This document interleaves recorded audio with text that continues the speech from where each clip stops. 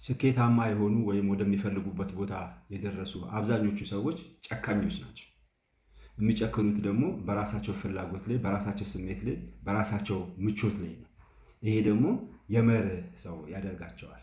ፍላጎቶቻችን ወይም ስሜቶቻችን የተሻለውን ነገር በማሰብ ነገን በማሰብ ወይም ትክክለኛውን ነገር በማሰብ አንድን ነገር እንድናደርግ ሳይሆን በወቅቱ የሚሰማንን ነገር ብቻ እያሰብን የኮምፈርት ዞን የሚባለው ውስጥ የምቾት ቀጠና ውስጥ እንድንቆይ የሚያደርጉ ናቸው።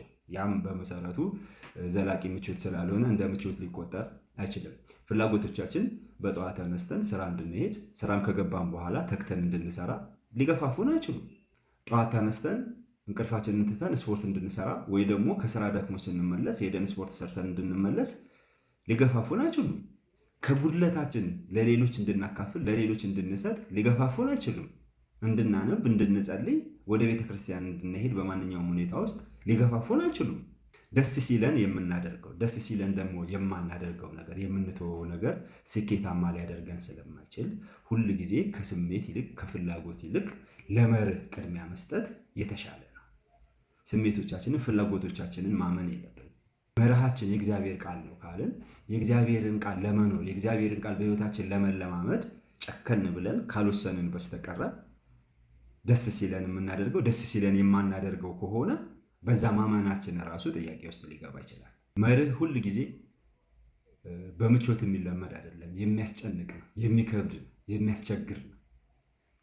ነገር ግን እውነትንና እውነታን በማገናዘብ ለዘላቂ ጥቅም ለተሻለ ነገር እንድንዘጋጅ የሚያደርገን መርህ ነው እንጂ ስሜት አይደለም። ስሜቶቻችን የአሁኑ ነገር ብቻ እያየን ለስንፍና እንድናደላ ወደ ስንፍና እንድናጋድል የሚያደርጉ ስለሆኑ የመርህ ሰው መሆንን መለማመድ ጥሩ ነው ለማለት ያህል ነው። ለተቋማት ስጦታዎቻችንን ብንሰጥ የተሻሉ ሰዎችን ልንረዳ እንችላለን፣ ብዙ ሰዎች ሊታገዙ ይችላሉ ስንል መስጠትን እንደ መርህ ካልተቀበል ነው በስተቀረ ደስ ሲለን የምናደርገው ደስ ሲለን የማናደርገው ነገር የሆኑ ሰዎች ሲቸገሩ ስናዝን ብቻ የምናደርገው ሌሎችን ያላየን ጊዜ ደግሞ የማናደርገው ከሆነ በተቋም ደረጃ ሊደረግ አይችልም ማለት ነው ይሄ ነገር።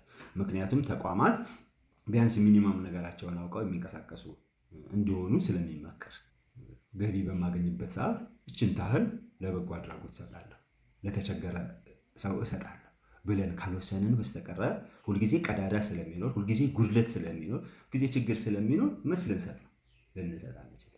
ከሰጠን በኋላ ግን ስናስቡ አንደኛ ያንን ያህል ችግር በሕይወታችን አይፈጠርም። የተገናዘበ ስጦታ በመስጠት ምክንያት የሚፈጠር ችግር የለም።